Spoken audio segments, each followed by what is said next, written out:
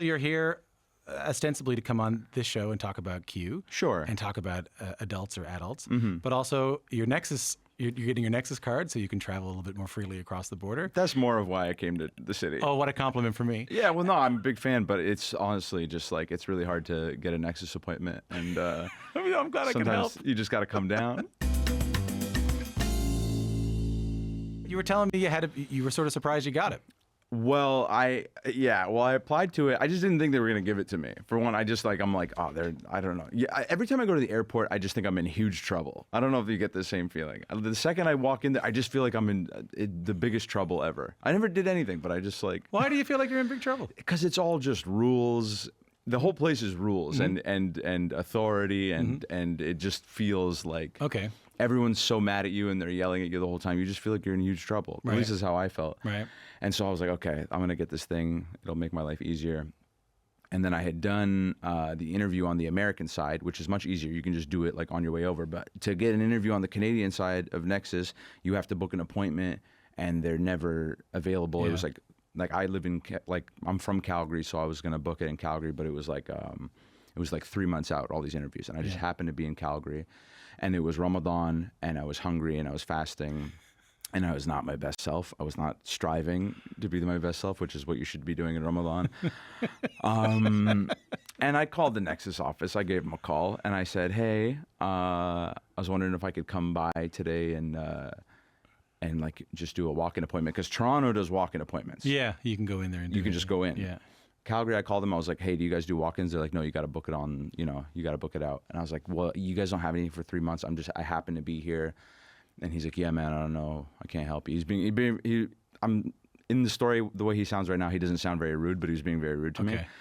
And then I was like, are you able to check if anybody canceled at any point? And then in the middle of me saying that, he hangs up on me. No. Yeah. And I just kind of lost it. I don't think you were being grumpy. Did you call back? Well, I called back. Okay, good. Yeah, I was going to say. Yeah, well, I called back. And what did you say when you called back? well, I called him a goof. I don't know if that's... I don't think you called him a goof. Did you call him a goof? I called him a goof. I said, hey, man, did you just hang up on me? Well, no, I said, I called him and I was like, hey, man, you're a goof.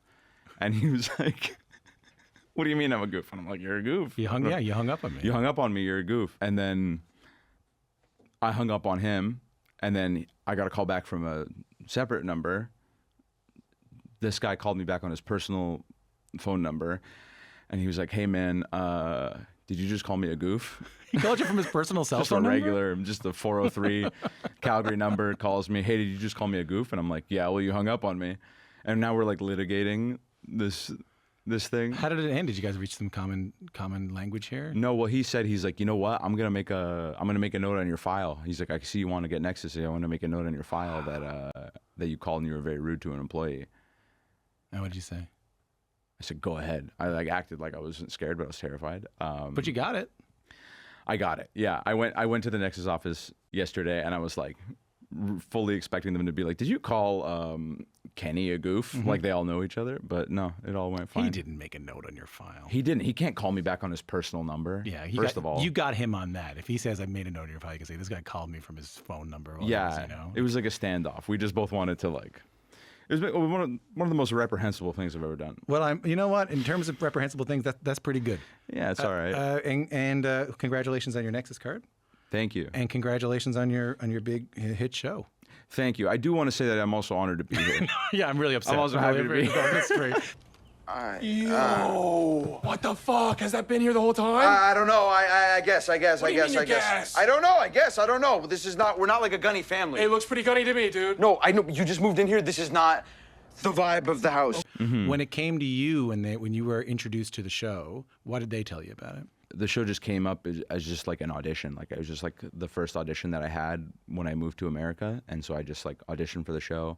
What did they say to you about it? What did they say the show's going to be? What did they, It was kind of all just there in the scene. Like the first scene that I read was Samir going to the bank, and the scene was a little different at the time. It was like Samir goes to the bank, and like basically he doesn't know his social security number, and then it's kind of like a dream sequence type thing where like everybody, like all the bank tellers like know who he is, and they're like, they're like, I can't believe you don't know your social security number. And it was just like, it was like a manifestation of his anxieties. You sort of understood the show then. Yeah, I understood Samir. Based off that scene, because I'm like, I mean, you can tell just like the way that I described going to the airport that I feel that way. He felt like he was in trouble at the bank, and you felt like you were in trouble at the airport. Literally, yeah. So you connect with the character? I do connect with the character. He feels like a guy. Tell us. I mean, some people listening to this wouldn't have seen it. Tell us a little bit about him. Samir, like you said, he's a anxious guy, really like well-meaning. And like always like kind of, he does a lot of like things that take him like one step forward and two steps back. He's like trying to grow up, but kind of just keeps like being pulled back into adolescence. You know what I mean? So what parts of him did you connect with? I'm like envious of where he's at. When I was that age, and going through like things that he went through, where he was like just like hanging out with his friends all the time, and like worried about the future and not knowing what was gonna happen. I look back at that time now, and I'm like, that was the best time of my life. Right. You know what I mean? Right. Like I was just with my friends, and I had all these worries, but I'm like, oh man, I wish I could go back and tell myself like I don't actually have anything to worry about. Like this is just like a very chill time in your life. And Samir is like in that time, and it's like coming from a place of like me now, where I'm like, oh, I know that it all like is gonna be okay, but it's fun to kind of go back and play in that time. Do you find going from stand-up back to acting, is there a transition there? Do you find one helps the other? I think they all just like kind of help each other. It was just like, they, especially playing this character, it was just kind of trying to get out of my own way and just like letting myself be myself and be funny the way that I want to be funny. And, the writing really like kind of allowed me to do that. And so like, that's the way I look at stand-up too. I just kind of want to like do as little as possible and just be, as much of myself as I can. And then you can bring that to this character too. Yeah. Your early days in comedy are really interesting to me, but I can't tell what's a bit for you either. So I'm going to play a clip from your stand-up, and I'm going to ask you about it. Sure. My teachers legit did not believe in me. Like I went to a Muslim school, like I went to an Islamic private school. And I told them that I wanted to do comedy, and they'd never even heard of that. So they're just like, no. You want people to laugh at Muslims? I was like, yeah, kinda, yeah. So I didn't want to be that guy who asks comedians, takes their bits too seriously. Yes. And then asks them questions about their bit. But I did do some research, and I did see that you did go to school. You did go to an Islamic private school. Yes. What was the reaction that was from your teachers when you said, hey, I want to do comedy? I mean, that was like, that bit is about one specific teacher who was like my physics teacher, who I was like, I was the biggest slacker. I was just in physics class because I just wanted to hang out with my friends that were in physics. So he just saw me being like a complete slacker. And then you hear that kid wants to do stand-up, you're like, bro, he's like, you're gonna starve, man. Like, that's what he used to tell me. He's like, you're gonna starve, bro. But even he was like, everybody was like fairly cool about it. I had a lot of teachers that kind of encouraged me to do it. I had a teacher in grade 10, Miss Lee. She basically like tried to start a theater class, and it was mainly because I really wanted to do it. So like we tried to put on a play, and it kind of crashed and burned. It didn't work out, but she was like very encouraging. And then I had a teacher, Miss Haider, and she really was like, hey, you don't have to go to university if you don't want to. Like, you can kind of do this thing if you really want to do it. And yeah, that really put the battery in my back. I really was like, I don't know if I would have done it if they hadn't told me to. I felt like I had like permission, which I felt like I needed for some reason. I read something that when you did your speech at your graduation, and you kind of did bits as part of that. I did basically a version of what that joke was, which is like. What do you remember about the speech, the graduation speech? The speech was basically like a "Mama, we made it" type of speech. It was like basically like saying that none of our teachers believed that we were going to graduate, but we did. It was like I basically like did a roast of like the teachers, and then I kind of said like, like we made it, and I just kind of like, it was just like a silly. I can't believe you know about that. Yeah. You got a what? I'm like thinking about it now. I'm like, oh man, it's weird now that when I say something, people know about that I've done that. It's weird to like. Well, yeah, like it's a funny thing that when you come on a show that people have done. I had the ability to do research on you. Yeah, that's a new thing for me, that somebody can research a thing about me, and I'm like, oh yeah, I can't even believe that I said that. I remember it was a really fun moment. I made my parents laugh, I remember it was really fun. Was that the first time you had done like sort of like something that resembled stand-up in a speech or something like that? Yeah, it was like the first like big public speaking moment. I found the speech somewhere. It's like in a box of like of memories that I have. You know, I just found it. What did you think when you read it? When you found it? I was like, there's something here. I'm like, there's something funny about this guy. I'm like, even then I kind of understood like a little bit of like how to write a joke in some ways. So you start doing stand-up. My understanding is that you sort of went around like rural Alberta. You started touring around rural Alberta doing. What do you remember about those shows? It just like always felt like so like scary and unknown. Like you're just like walking into a place. You're like, I don't even know if I can do like 5 minutes, and then I'm doing like 30 minutes in front of like people I'm terrified of. I heard a story about you in like you did a gig in Fort Mac, and in Fort McMurray, and then the journalist. Yeah, the journalist. She interviewed me for the show, and then she stayed for the show. She got hammered, and she called me a terrorist. What? She's from Fort Mac. I don't know. I remember looking. I was like, "Aren't you the journalist?" And she's like, "I'm helping." She like thought she was like helping the show. Okay, so you were but good formative years putting in the hours, putting into the 10,000 hours on stage. Yeah, I mean it was kind of like trial by fire. I did stand up in a lot of like places that I like shouldn't have been at when I was like basically a kid. I got more things to quote at you from the research we've done. Okay, yeah, this research thing is blowing my mind. It's all very new to me. Okay, can you play the next stand-up clip song? What I'm thinking of doing is coming out with a line of hate crime-proof hijabs that my mom can wear. Completely hate crime-proof, okay? First one, I'm thinking standard, just Confederate flag hijab. Because listen, that's gonna short circuit. Nobody's gonna know what to do when they see that.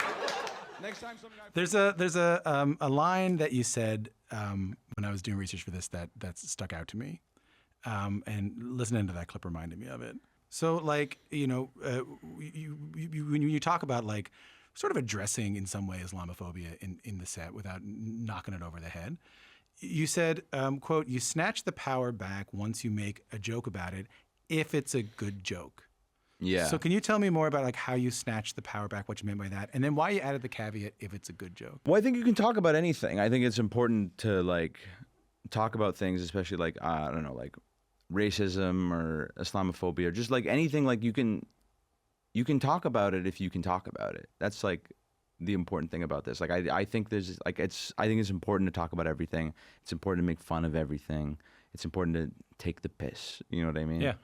So, I mean, with that joke, it's like, that's something that like happened. My mom told me about this, and it was just like as ridiculous as it felt that had happened to my mom. Like, I'm like, this is so silly that somebody would like feel this way based on this thing. The joke to me is like as ridiculous, and my like solution to it is like as ridiculous. So it's just like a complete absurdist take on like a thing that I think is absurd. Yeah. It's like Islamophobia. It's like so silly to be divided based on that, and like I was like, okay, well, this is like as absurd.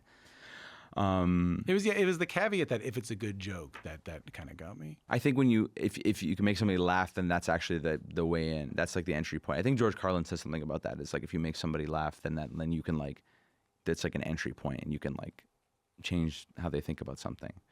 Yeah, I think like you make somebody clap at something, like they probably already agreed with it. But if you can make somebody laugh, it's like a trick. It's like you rug pulled them a little bit. Like they didn't know, they didn't choose to laugh, so it's like involuntary. You know what I mean? Like so it's like an alchemist way in to someone's brain. Last quote. I saw it was an interview, and you were asked, "What's your favorite bit, and why you're the most proud of it?" And you said, "One of my bits involves trying to get people to convert to Islam in the middle of my set, and I'm proud of it because it has worked." So I forgot about that bit. How's that been going? What was your pitch? The bit was basically that I would like try to just like get people to say like the declaration that makes you a Muslim. I would just get people to recite it in Arabic, but I didn't tell them what it meant. And it was like part of this whole. I mean, this is bad. You should not do that. I don't think. Like, I don't know if those people. I don't think it counted. But I think I was just trying to get my numbers up. That was the whole bit. Was I was like, I gotta just. I'm hopefully get in. I'm based on like a referral bonus. That's you know what I mean. Like I was trying to just like, you know, if I brought 5 friends with me, I'd get like a free year in heaven. That's so funny. My favorite line you said there was, I don't know if it counted. I don't know if it counted. Yeah. I know. When my dad was dying, they came in to do the last rites. So I'm Catholic, right? So they came in to do the last rites, which is the last thing they do right before you die. You get this like last sacrament, right? Yeah. And I remember they got his name wrong. They said the wrong last name. So my last name's Power. And they said Pelly. They were like, Gordon Pelly, you know, this is the moment. And after the priest left, I was like, does he not get into heaven now? Is that not going to happen? Yeah, because you don't want to, like, your dad's having last rites. You don't want to be like, excuse me. Yeah, I didn't. Yeah, you guys, it's really embarrassing for you, but you know, you got it wrong. Yeah, that's a funny bit. Oh my God, that's a very funny bit, though. Thank you. Yeah, I haven't done that because I don't know how good of a. I mean, the bit itself, I don't want to, split hairs about the bit, but I just think maybe Islamically it wasn't the best thing for me to be doing. You're really funny, man. I mean, it's only going to get bigger from here. Thanks, man. I appreciate you doing all this research on me. I mean, it was mainly Ben. Yeah, thanks, Ben. Thanks for making me uncomfortable. Thanks for coming in. Thank you.